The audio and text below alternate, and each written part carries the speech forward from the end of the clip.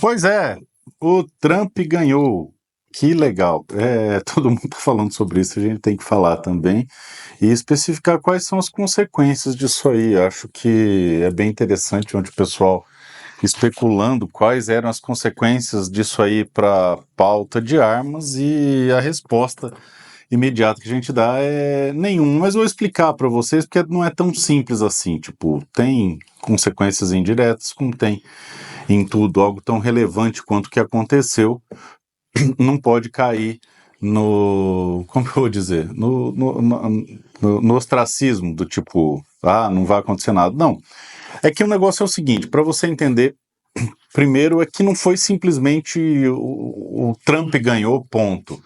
Foi uma vitória bem diferente, porque ele ganhou, mas ganhou pra caramba, ganhou de lavada, deu uma surra.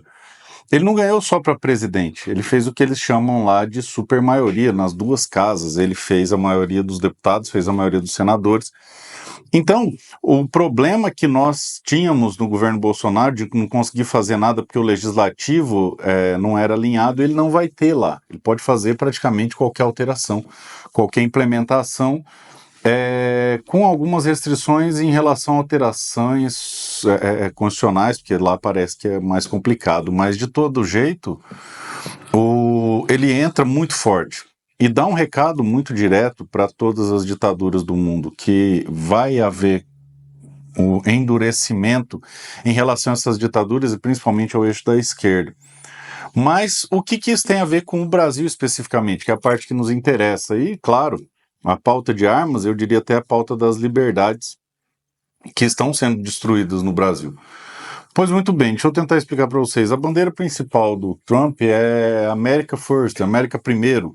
É parar de se meter nas questões internacionais e cuidar efetivamente do desenvolvimento do país. Tanto que só o fato dele ter ganho já acenou para a economia positivamente. O dólar, claro, subiu um pouquinho e vai continuar subindo, vai antecipar o crash da economia brasileira, porque a economia lá vai ficar cada vez mais forte e isso faz com que a moeda deles fique mais forte e tudo que a gente precisa em dólar vai ficar mais pesado, mas enfim, não só isso, nós temos algumas outras consequências em relação a isso, que é o fato de que o Trump não é condescendente e principalmente não incentiva os amiguinhos ditadores do Biden, como é o caso, por exemplo, do Lularápio e Etcaterva e toda essa gangue aí.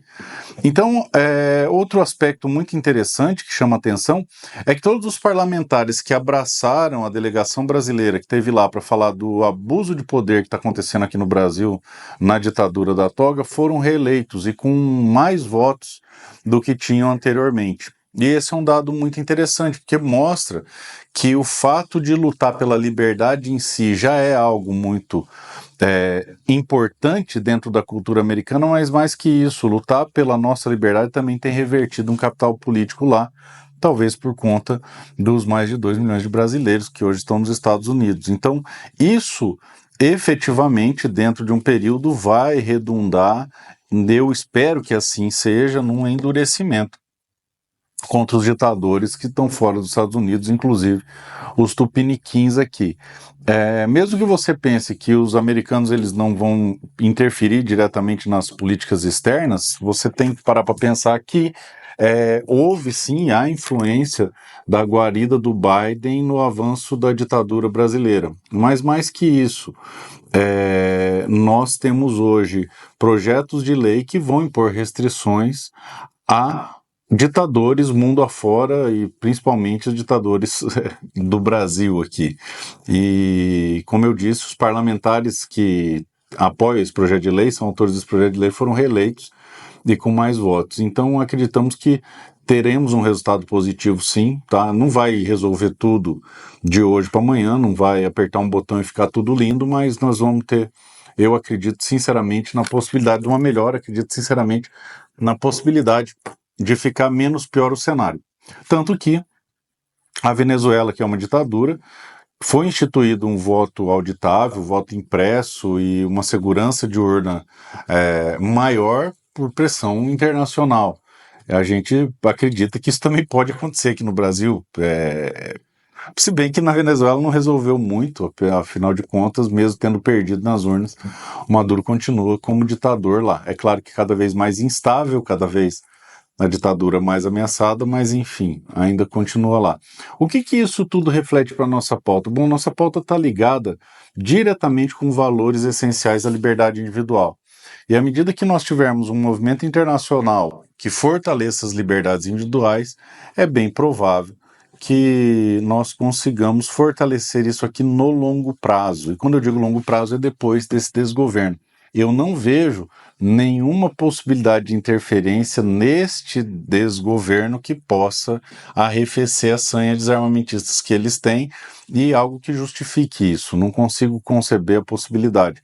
A não ser que os parlamentares entendessem essa vitória como algo que viesse a ter reflexos eleitorais por aqui. Pouco provável, muito pouco provável. Não existe essa leitura no Senado, que é hoje o calcanhar de Aquiles. A gente consegue construir uma votação razoável na Câmara, a gente consegue construir uma votação razoável no Senado, mas não anda, não tramita nenhuma das duas casas, porque são subservientes ao governo federal e principalmente o Senado. Eles não conseguem vislumbrar esse nexo de causalidade, essa ligação entre a eleição americana e as eleições aqui do Brasil. Paralelo a isso, a gente vê, principalmente nas redes sociais, as pessoas ligadas à pauta vendendo muita notícia mentirosa, muita notícia falsa, muito solução mágica, coisa que não vai acontecer. Não vai acontecer, o prognóstico é bem difícil. Paralelo a isso, a gente vê um desestímulo aos parlamentares que se propõem a defender essas pautas, uma vez que há uma enxurrada, e não é só contra o meu mandato, não, é de todas as pessoas, de agressões gratuitas e injustas, sem a pessoa pesquisar sequer o que a pessoa está fazendo ou deixando de fazer. Então isso pode atrapalhar bastante, um desestímulo àqueles que sentem uma inclinação a defender a pauta.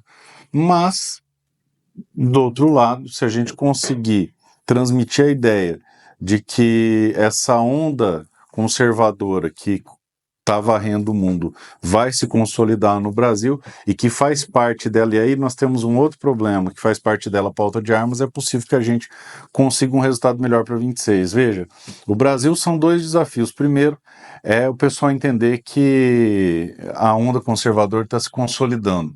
Tá.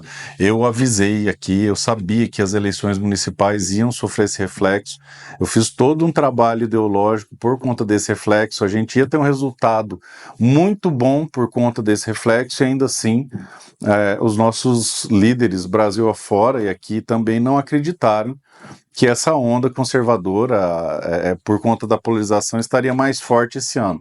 Eu acredito que em 26 ela vai estar ainda mais forte, mas no Brasil nós temos um outro dilema, que é, claro, explicar para a direita brasileira que o direito de acesso a armas de fogo faz parte da direita. Isso aí é um dilema complicado, porque nós teremos vários conservadores e até liberais, se eu uso bastante aspas, que são desarmamentistas, e isso é bem complicado. Então veja, o nosso desafio é construir candidaturas da direita, primeiro desafio. Segundo, construir candidaturas da direita que sejam favoráveis à pauta de armas. E terceiro, lidar com os haters e os detratores que vão tentar sabotar a todo custo. Perceba que quando o candidato efetivamente é armamentista, a gente não sabota, mesmo sendo de grupos que a gente sabe que nos odeiam, que nos atacam. Beleza, o importante é que todo mundo tenha espaço. Infelizmente não é todo mundo que pensa assim, então hoje o maior inimigo para a pauta está dentro da trincheira. Vamos torcer para chegar até 2026 com essa construção consolidada de que precisamos de uma maioria de direita na Câmara do Senado e que para ser de direita tem que ser favorável a acesso às armas. Deus abençoe vocês, forte abraço.